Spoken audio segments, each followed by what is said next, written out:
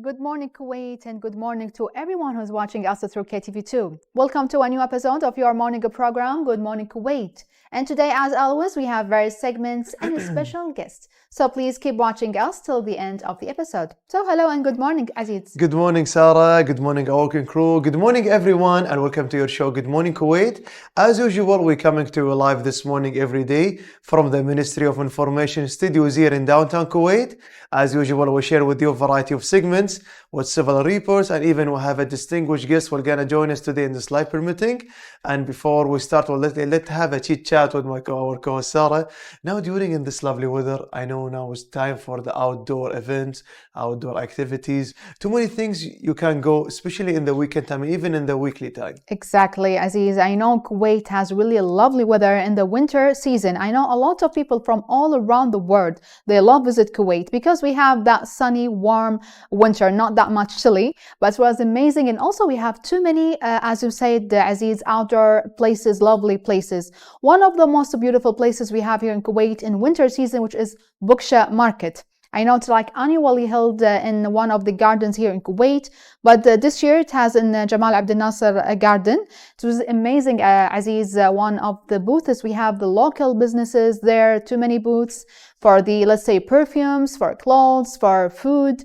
Has really amazing, let's say, place, isn't it, Aziz? And even in addition for your topic, now it's time for the outdoor activities. So it's a good thing. Even you go visit any local park in Kuwait, you will see too many exhibitions and too many participants and young entrepreneurs. We are very proud of. You will see they are huge, not like before. Like if you go to any park, you will see designers, perfumes, for the food business, for the art business, and even more. So it's increasing. It's increasing. It's really lovely to have, like, let's say for the kids, because for the whole summer, they are staying indoors, like watching, let's say, playing games, watching, let's say, iPad, electronics. But it's really a good opportunity for the parents to take their kids to the, let's say, Buksha markets, or let's say one of the beautiful gardens here in Kuwait, the outdoors, even Abdulaziz, let's say the farms there. We have too many beautiful farms in Al-Abdili, Al-Wafra, and we do some camping as well there. We love camping here in Kuwait. We call it also keshta as well. We do with the family, with the friends, do some barbecue, cooking, having some, let's say, warm, let's say, tea or coffee, and also have some playing games, and also like riding some bicycles and so on. It's really an amazing activity for the kids as well. And even in addition, we have always to take the instructions from the Kuwait municipality and the Ministry of Interior and even EPA, Environmental Public Authority, for their also instructions, because for the keshtas and for enjoying our time in the outdoor season and a good time. So dear viewers, also we have a daily segment also, Sarah. Exactly, a daily segment talking about the weather. So how about to check the weather forecast, and then we'll be right back to you. We are back to our show again, Good Morning Kuwait. Now we have our daily segment about the Kuwaiti News Agency with my dear colleague Sarah. Let's check it out together. Thank you, Aziz. And the first headline, the health condition of His Highness the Emir Sheikh Nawaf Al Ahmed Al Jabr Al Sabah remains stable, said the Emiri Diwan Affairs Minister Sunday. Minister Sheikh Mohammed Al Abdullah Al Sabah expressed wish of good health and rapid recovery for His Highness the Emir. The ambassador of the State of Kuwait to Jordan, Hamad Al Mirri, presented his credential to the Jordanian King Abdullah II as ambassador extraordinary and plenipotentiary to the Hishamite Kingdom of Jordan. Kuwait Minister of Foreign Affairs Sheikh Salim Abdullah Al Jabr Al Sabah and the accompanying delegation took part on Sunday in the 158th meeting of GCC meeting held in Doha, Qatar. This preparatory meeting is held ahead of the 44th GCC summit in Qatari capital next Tuesday.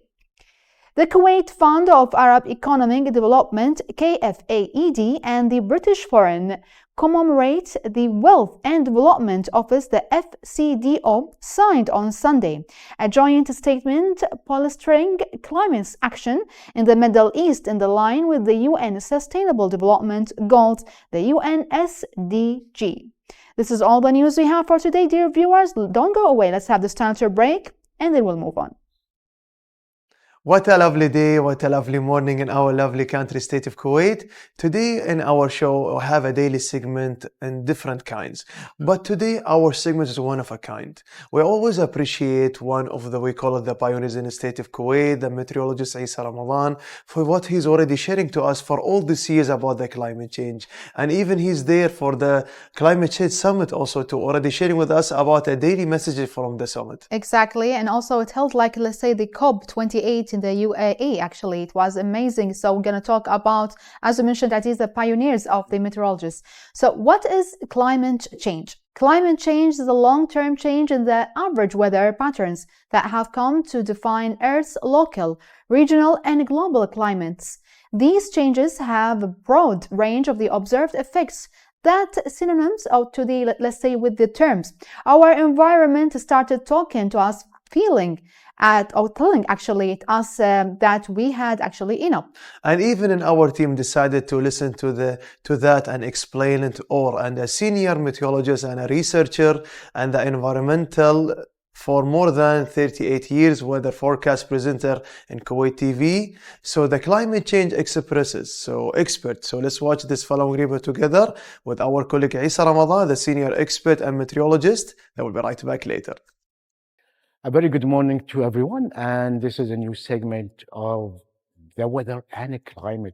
Usually I tell you about the weather and climate and what is happening next day or a week like this. But in these segments lately, I'm talking about the climate change.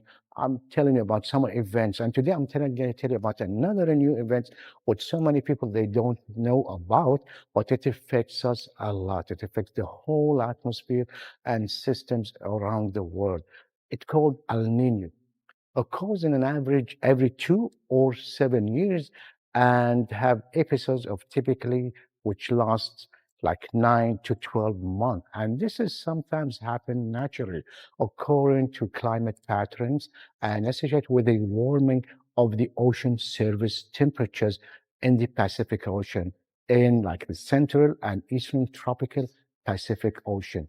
But it takes place in the context of a climate change by human activities at the same time. In anticipation of the El Nino events, WMO, which is the World Meteorological Organization, report and released in last May, a prediction that there is a 98% likelihood that at least one of the next 5 years and the 5 coming years period as a whole, for example, will be the warmest on our records. This is really scary when we will have so many heat waves because of the El Nino, which means the birth of a Christ or birth of the little child, which means the El Nino for us. El Nino, the Spanish word is for a child. And there is another event which happens when the temperatures in the ocean decreases called the La Nina. But El Nino brings us so much severe weather, especially like the western side of South America, Northern America, and us in our region, the Middle East. So we will beat this year. If the forecast becomes true, this thing will happen and we will record the beaten record set in 2016, where we recorded the highest, like in Kuwait, we recorded like 54 degrees. So it's really scary if within the coming next few years, going to get more than 54. How much? It's going to be blazing hot for us. Especially this year, they are expecting that the El Nino will be very strong. And the WMO reports in May, led by the UK Met Office at the same time, with a partner around the world, also said there going to be, for example, or forecasted about 66% likelihood that the annual average near surface global temperatures between like 2023 and 2027 will temporarily be more than 1.5 degrees above pre-industrial level of at least 1 year. So this means that we will have more 50 degrees going to be expected next few years. So this is very scary. You have to be ready. We have to adapt to the climate change. We have to adapt. So there are so many like effects, climate change and also the El Nino. I would like to talk about it more, but there is, little time to talk about these events, and I will add more information next week about the El Nino for you guys. So stay tuned every week, every Tuesday. So I will see you next week. You all have a good day. Bye-bye. And we came back again, dear viewers, with our special guest for today. Global speaker and scientist in self-body healing, university lecturer, biochemistry and biotechnology academic researcher in the treating malignant cancers and drug metabolism, author in the field of cancer treatment and soul body healing mechanism, a professional lecturer and researcher in the field of scientific understanding of the subatomic foundation of the human body and the potential healing mechanism. So let's welcome with the great pleasure Dr. Nada Ahmed Al-Hasawi. She is Assistant Professor Department of the Pharmaceutical Chemistry College of Pharmacy, Kuwait University, research in the field of discovery of cancer treatment and a speaker in body healing mechanism. So hello and good morning, Dr. Nada. Good morning, and my pleasure to be with you today, this morning, in this amazing program, Good Morning Kuwait. The pleasure is all us. Actually, it's really a pleasure to have you as well, Dr. Nada. So, I'm gonna talk really an interesting topic today. It's about elixir of life. We usually hear about elixir of life from TV, from radio, for the whole day, let's say for the whole life, we hear about it. But we don't know the definition, the exact definition of elixir of life. I would like to know about that from you. Yeah, thank you for the amazing question. What I'm going to talk about is the real elixir of life. Yes. And it's meant by the solution of the long human research and search, which actually throughout history, for what makes the human happy and his life inspiring and his body healthy. Actually, elixir of life is the result of long search for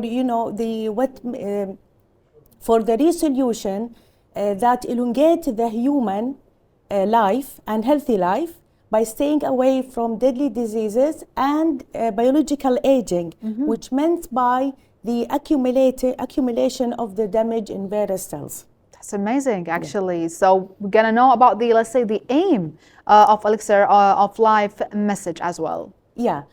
The aim actually is to aim of this search, which actually this is my own, this is my inspiration in life. Okay. It's a matter of elixir of how to heal people. And it's meant by raising the human individual's consciousness, starting from himself, about his responsibility toward himself or herself and toward others. And that responsibility actually emanating from what we were created to do here. It's our highest value, our message and our mission as to achieve it. And also this needs to set ourselves free from pain and suffer, which we really live in it, and that is to reset or reprogram the mind to look in the, at the future rather than living in the past with all the suffer. So that's what I found as this aim. This actually is the first platform of balancing the human from the inner self, which will be reflected in his body. So this will sustain his health and youth and will activate the real rejuvenation. That's really amazing, doctor. So I think everyone actually looking for elixir of life, how to let's say stable and be let's say happy for the rest of the life. It's not about let's say the health body, it's also for the mental health. I'm going to talk about the, let's say, the health in general later on.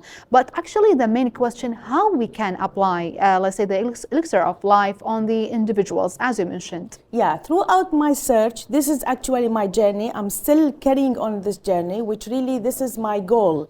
It's just to spread this message, and this is important, and that is by applying a psychological and behavioral methodology, but with, of course, scientific understanding, known as VMG. And it actually was invented by Mr. Ahmed Fadl. He's a specialist in behavior from Kingdom of Bahrain, and Mr. Muhammad Fadl and Muhammad Mu'adhin, and he's a specialist in psychology and sociology from Kingdom of Bahrain. Okay. Actually, they put this VMG, however, I put the scientific foundation of this amazing methodology V stands for the highest value, and that is the human's message. What we're created to do here, and we need to only to discover it. It's there. It sits in our heart. And number 2 is the mind, and mind is actually only thoughts and emotions that were only programmed since we were, the first 7 years of our life. Yes. So it's a matter of reprogramming, because sometimes the mind can destroy our life without noticing. Yes. And the main thing is that the mind could serve and actually serving our life, our happy life. And of course, it's very important to have goal out of the highest value, not the goal from other people's highest value or from what the society or community wants from us. So these 3 letters are very important, really. They will activate their humanity by, having the goal, having vision, having the healthy imagination of what we want to achieve in our life. And of course, once we have this, 100% this will be reflected in our body, so our internal environment in the body will be balanced, and there will be efficiency in all the physiological functions in our body. Wow, that's really amazing. So let's say 3 main keywords. The first thing, the self, you as you mentioned, the self value. Yes, that's the V, that's the highest value. And then the mental, let's say the mind, which is the most important thing. Yes, and thank you very much. Yeah. And then the third one is the goal, the G. So VMG, I think. That's amazing. So we have to know the 3 main keywords so that we can live the balanced, healthy life. That's amazing. So let's talk about healing. Like, let's say someone is really suffering and struggling in his life, and he or she didn't reach the 3 main goals or the 3 main key that we actually discussed about. How actually we can reach the healing, let's say, in opposed to treatment? Yes, this is very important question, and really important at this stage of a human development to really understand what's the difference. Yes. Now, treatment is meant by medicines, meant by medicinal plants, meant by all the sorts of what is meant by the body. That is treatment, and it's okay. We are not against this. However, at the same time, we need to understand the concept of healing by setting ourselves free from the cause of the disease. And here we are talking mainly about the chronic diseases. Yes. Say, for example, if somebody is having the diabetes type 2, he or she needs to take, of course, the medicine in order to maintain the level of the glucose in the blood to be in the normal level. Yes. So he needs or she needs a medicine. However, at the same time should act on what really causes the disease. And that is healing. So mainly we can say treatment is, these different materialistic, solutions or matters that deals with the symptoms. Okay. But won't set ourselves free from the disease itself. We'll keep having for example, he or she will have the diabetes still there and maintaining this by drugs or by the medicines, but there will be no healing. Without healing. Without healing. Yeah, without healing. That's amazing. So there is a treatment, as I mentioned, the medicine, but there is no, the healing, the pure healing of that. So speaking about diabetes, I know some people have a lot of stress, a stressful life that really causes diabetes, high blood pressure, and so on, even cancer, forgot, but some people, they get cancer because of the stress, because of the angerness, the madness, or let's say the sadness as well. So what is the main cause from you, Dr. Nada? What is the main cause of the chronic, let's say, diseases, and how to balance the cause of that? Yes, as you already mentioned, Mrs. Sarah, is actually the stress. Okay, I would say the stress is the main cause, is the cause of all the chronic diseases. Okay, so, but also this is known in the, people, like physicians or people who work in health, the health field, they know about that, but there is no understanding of what is really the cause of this stress. So the cause of the chronic diseases, stress, however, there is no clear understanding about the cause of that stress. It's not the outside, it's the inside. And the mind as well. The mind is the main thing. Everything, negative and positive, will be always there in our lives. However, how we can really understand this and balance it, and that is outside. First, number one, we need to balance our inside. So how to balance inside? We need to go back to the cause or the reason that we were created to achieve on earth. And again, I will go back. I always mention the highest value because it is related to our souls, and we are souls and body. Wow. If we look at it this way, there will be real holistic. This is the whole idea about the holistic health. Yes. Starting from the soul, the mind should understand that this is my mission, and that's life. Negative and positive will be always there. And I won't understand negative, positive, all, in the, external environment unless I activate it inside. Yes. So how I activate it, the highest value is the only, I would say, compass that will, through which I can take the challenges, and that is the negative. I won't run away from challenges in my highest value because this is my passion. That's what I love. This is what really inside my heart. And then I will, the achievement out of this will create fulfillments inside myself. Yes. And I mean by highest value actually that related in all fields that is meant by the human development. Either in art, it could be in art, it could be in science, medicine, language, anything. All these are values that meant by, the development of a human. And also the foundation of the real humanity. So I think that how to achieve even the peace now, yes, at the level of a humanity is by if every individual will activate the highest value, there will be harmony, there will be cooperation. I think this is the vision. I know nobody can imagine this, but it's there. I believe in it. And all these years we couldn't find what is the solution, what is the target that we need to achieve in order to have this goal on earth. So I would say that the reason for the stress is staying away, not activating the highest value. The mind is living the past with pain and suffer. And how to set ourselves free from this? By having a future vision, the goal, which is from the highest value. That is what is meant by people when they talk about the roadmap. This is our real roadmap. This is our real roadmap, which is inspiring us on daily basis and will activate our life, activate our internal energy, yes, and makes us happy. That's amazing. I love the sentence when you say we are souls and body. So we have to take care of our souls. Let's say that we can heal our body from all, let's say, the diseases, the current diseases, from all the stress and everything, all around us. So Yes. we have to reach the self-value through sports, through art, through wherever it can heal our souls. Let's say that can heal our body as well. This is, let's say, briefly as what you mentioned, Dr. Neda. That's really amazing. Yes. So let's talk now, Dr. Neda, about, let's say, the exhibition that were held about the elixir of life. Would like to know more about that conference. Yeah, that will be the first Elixir of Life conference and exhibition, which will be from 11 to 13 December. So it will be this month, so a few days now. It is the theme of this conference is the integrative mental and physical well-being. Yes. And actually we'll have 3 speakers from state of Kuwait, including myself. I would also take this opportunity to introduce the speakers.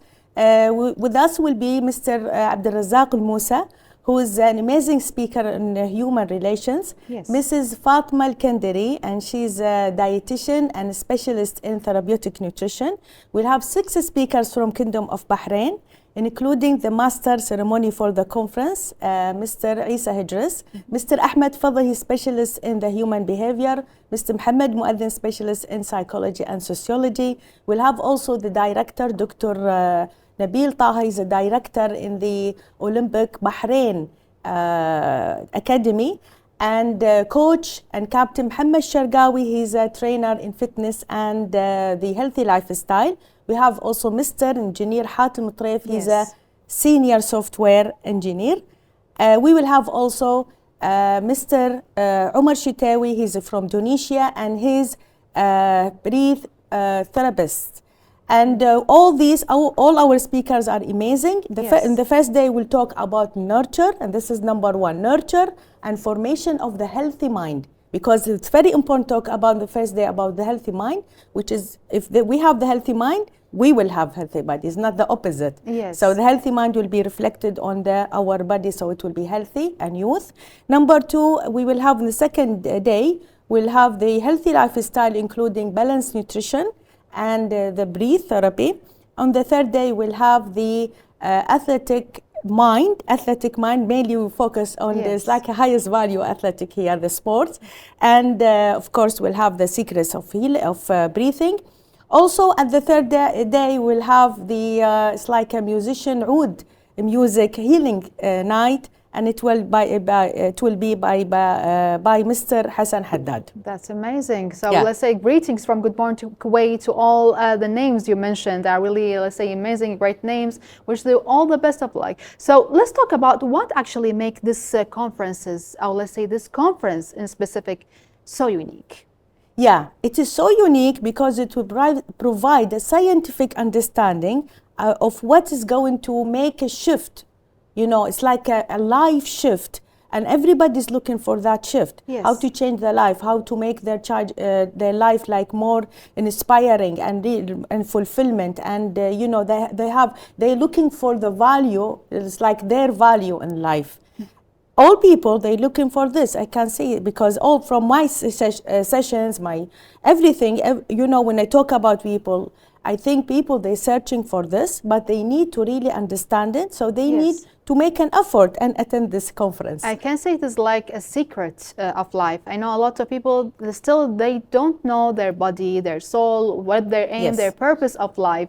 They are just, let's say, moving and running in this life, in these circumstances, let's say struggling, without really understanding until at the end they really, let's say they have some diseases, as we mentioned, the stress, the chronic diseases, and still suffering. The most important thing to know exactly what is elixir of life, as we mentioned, Dr. Neda, that's really amazing. Do you have any last words? Yeah, I would like to ask everybody to come and join us. And I have to mention very important thing. I really have a special appreciation for all the social associations that we contacted them, asked them to come and join us. We invited them because we need to pass this message to those associations that is really interested and focused on women, child, family, parenting, and all these important, you know, to me it's like, you know, the parenting and the family is the first establishment, the first like say platform from which the generation is really come and start, you know, and carry on the mission, you know, to Kuwait and all over the world. That's really amazing. It was really a rich, let's say, interview. I really gained a lot of information from you, Dr. Neda. That's why we have to take care of our souls, because our souls, it's like we are souls in the body. I just love this sentence, Dr. Neda. Thank you so much. Thank you very much. Big thanks and appreciation to Dr. Neda Ahmed Al-Hasawi. She's Assistant Professor of Department of Pharmaceutical Chemistry, College of Pharmacy, Kuwait University, research in the field of discovery of cancer treatment, and also speaker in the body healing mechanism. Our programs always adapted. The idea is for the better life, then we must seize better supportive lifestyle. As the weather gets better, we must all encourage humans to enforce sport in our daily life. Our colleague Saad was there to cover those great segments. So let's go and see this great report, and they'll be right back to you. Hello and good morning, everyone. I am your host, Saad Al-Azmi, and in today's report, Good Morning Kuwait crew will visit a special gym here in Kuwait. Why it's special? Because an OCR and fitness gym. What is OCR? It's an obstacle course racing. And with us, our special guest, Mohammed Jafar, one of Kuwait's athletes who participated in many international competitions. So everyone stay tuned and don't go anywhere. Welcome back, dear viewers. Here's with me OCR athlete and gym owner, Coach Mohammed Jafar. Hello and good morning, Coach. Good morning, Saad. Good morning, dear viewers. I'm really happy to be here today. You are most welcome. And could you tell us what is OCR? OCR stands for Obstacle Course Racing. It's pretty much running a certain distance. Usually it's outdoors, running a distance from 5 kilometers to 50 kilometer plus involves overcoming certain obstacles such as monkey bars, climbing walls and rope climb and other various obstacles. Yes, I just learned about OCR recently. What is the relationship between CrossFit and OCR? Well, they're two different sports, really. CrossFit is they're both sport specific. Yes. With OCR, there's a lot of running involved. Yes. Versus CrossFit, where the distance might be a bit shorter compared to OCR races. Other differences is the obstacles. We train with the obstacles. We focus a lot more on grip strength to overcome these obstacles. With CrossFit, it's more, I would say, certain exercises that we don't do, such as the clean and jerk with the barbell or the snatches. It's stuff that we don't tend to focus on when training for OCR. So I would say that the training requirements or the sports requirements for both sports are different, but they're both great sports. Yes. Could you tell us, I just learned recently about OCR. Could you tell me and the viewers when it is founded, this sport? Is not long ago? No, not too long ago. So basically with OCR, it started back in early 2000s, around 2007 or 2008. And then fast forward to 2023, we're proud to say that OCR now is part of the Olympic Games. So in 2028 in Los Angeles, we're going to see OCR, taking a stance or being present at the Olympic Games. You are a gym owner here in Kuwait and you coach here in your gym. That's Could correct. you tell us about, if some of the viewers come to visit you, tell us about the training regime and everything.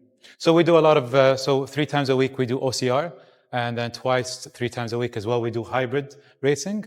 What is the difference between OCR and it's the same, right? It's because it's obstacles and this is hybrid racing. With hybrid racing, what it does, it kind of combines the runners, the CrossFit community, even the bodybuilders, as well as the OCR athletes into a running and functional race event. Yes. So it involves running and performing functional station workouts, such as wall balls, such as sandbag lunges, burpee broad jumps. A lot of functional body weight exercises. So pretty much everybody can do. Yes. For me personally, I don't like to do any of these because I go to the gym, I work with the machines, and that's all right. Could you tell us, I'm not saying it's extreme sport, but it's very intense. Who could join the gym? Anyone. Anyone can join. Men and women from all ages, children, all ages. Anyone can do OCR. With most of the races that happen in Kuwait and worldwide, it's open to all age group categories. And underweight, overweight, all? Underweight, overweight, doesn't matter. Do you have a specific program for these categories? Because I know that overweight cannot do a lot of extreme sports. Because this cardio things. The burpees and a lot of things like that. Weight really doesn't have, it has a lot to do with performing certain repetitions of workouts, but a lot of it has to do with being active, right? So whether you're overweight or whether, you're skinny or not overweight, I don't think it has, that has something to do with it. I think as long as you get into the routine of being physically active, coming to the gym, pushing hard, with time, you'll start to see progression. You'll even start to see your weight drop, right? Yes. So that's the beauty of fitness. Now let's talk about OCR, the safety of OCR, because I know it will make your heart rate go up. Yeah. How many times a week do you train? And do you recommend it for someone with a medical condition, if they have in the heart or something? Yeah, see, if anyone has any pre-existing medical conditions or family history of certain diseases or cardiovascular diseases, it's always recommended to go to seek a physician's consent to perform certain high-intensity workouts. So if you don't have the medical history, it's okay to join.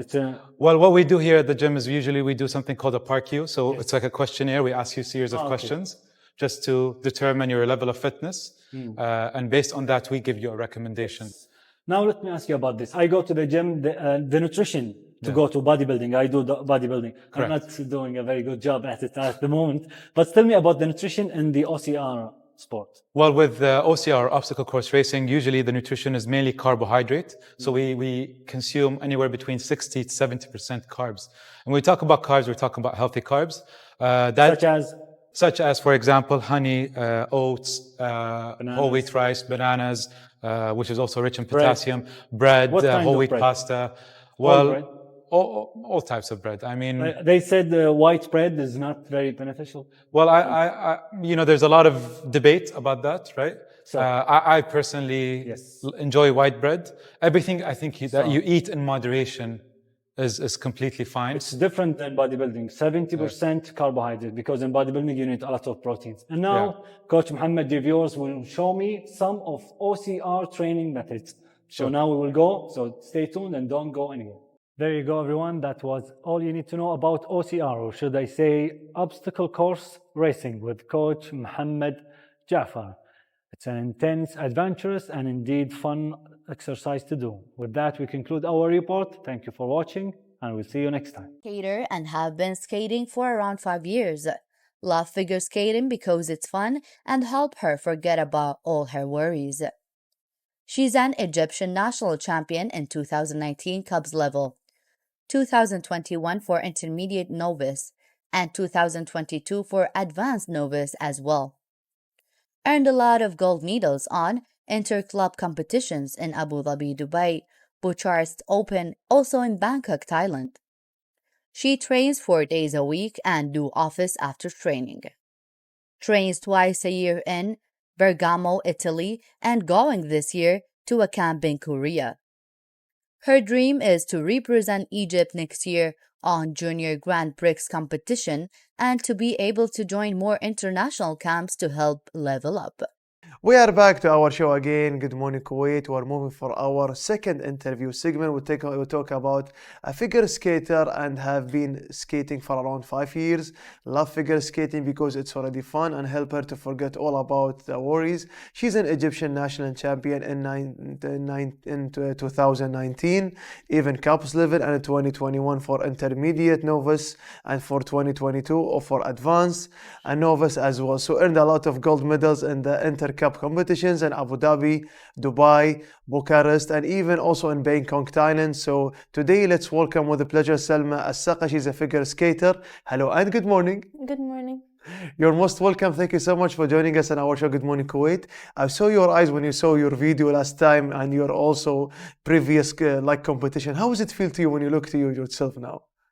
Now I think I'm very impressed by how far I've come. I went from doing very small things now. And also because you are very happy when you do small things. So I want to know about when you start your journey. Tell me more. How did you choose to be a figure skater? I chose to be a figure skater with my parents. I went to an ice rink in London and I really, really liked it. So then we found one in Kuwait and I tried skating for the first time and I fell in love with it. So that was my first time ever skating, and then I decided I wanted to do better and take more lessons. Nice. How old are you when you start to do figure skating? I was 10 years old. 10 years old. So from that time until today, you've been in love with figure skating. Yeah. Do you remember your first competition ever? My first competition was in Abu Dhabi in 2019, and I won 3 gold medals and 1 silver medal. 1 gold, 2 and gold and silver. So that time when you've been in Abu Dhabi today and you're talking, and I also already this is video of one for your positions. This is not easy to do. How long it takes you to do this skills?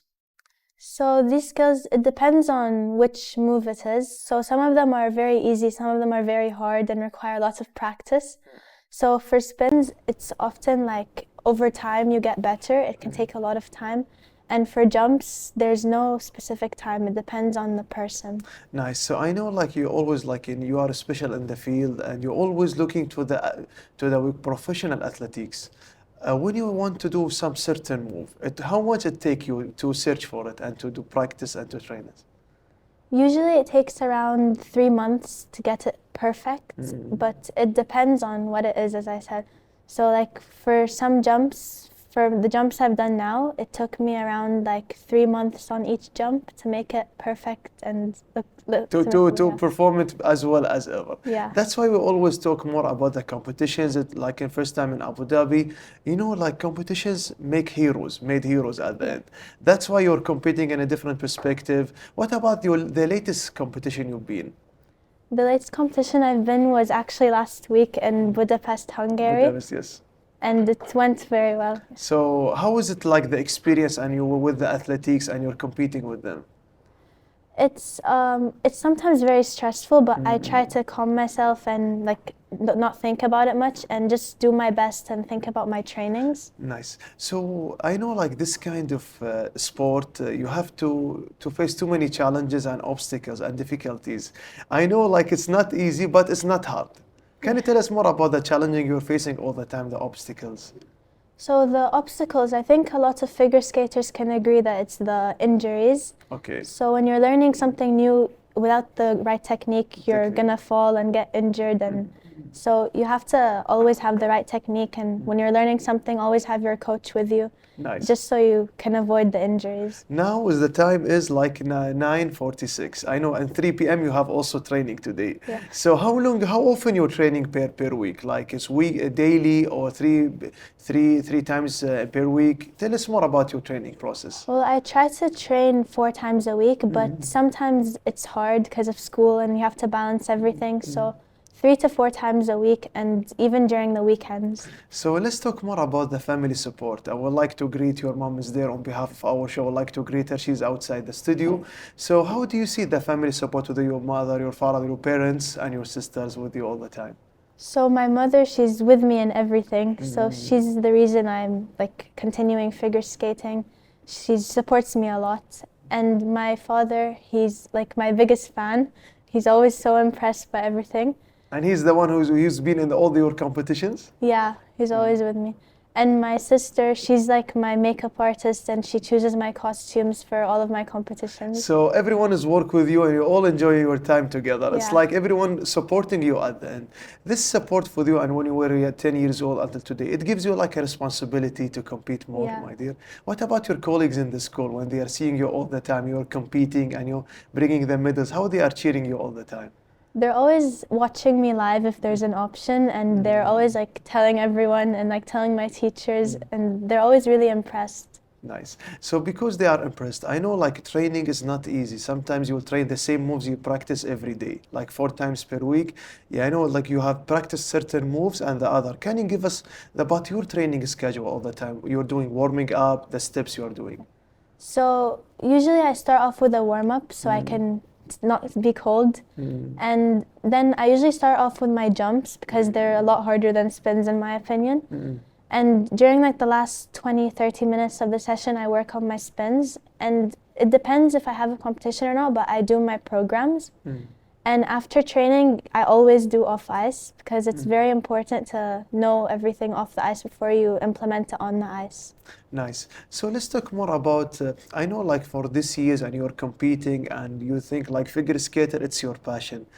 Can you define figure skating to you now? How does it feel to you when you've been in the field of ice? For me, figure skating is a very resilient and courageous sport.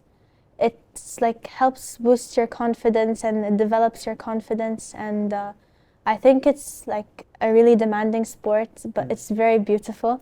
So it's like a very nice sport. And also, what about your idol? I know like people also always the athletics, they are competing, they're always looking to a certain athletic to be compete and the same level as him, he or she. What about your idols? My idol is Yuna Kim. Yuna Kim. She's very popular, but I really like her because she's always expressing her emotions, and she's always performing at her very best, and she trains very well. So she inspires me to do my best as well. So you're always watching her videos and her techniques all the time. And maybe because her certain moves, maybe you feel similar like her for difficult moves, right? So when you're competing as a figure skater, you are a team, you are not alone. I know you have like certain teams with you. How are you cooperating together to arrange for one performance? So usually I train in Kuwait, so we're always very like training, and we're like good friends. But my team, I'm part of the Egyptian team, so we're always like communicating online and we stay friends, so it's good to stay in touch. Good to stay in touch. So what about your next competition, my dear? You just been in Bucharest. What about the next one? So my next one is around March, I think. It's it's the Black Sea Ice Cup, and it's in Bulgaria, sorry. Okay, so now we mentioned, now we are in December, so 4 months ahead, we can say. Yeah. You are preparing yourself. Yeah. Next time we'll be here again, we'll see you with your medal, inshallah. Okay, so now because we say all the time, my dear guest Selma, good times run very fast. We didn't fill the time. Thank you so much for joining us. Do you have any last word you want to say to encourage people for the figure skater? I think everyone who thinks they want to figure skate, I think you should just go for it. It's a very nice sport, and it's very beautiful, and you can do whatever you want in it. So it's a very nice sport. Thank you so much for joining us. So special thanks and appreciation to our guest, Selma Al-Saqa. She's a figure skater. Dear viewers, don't go away. Let's go to this tiny break. They will move on in your show. Good morning, Kuwait.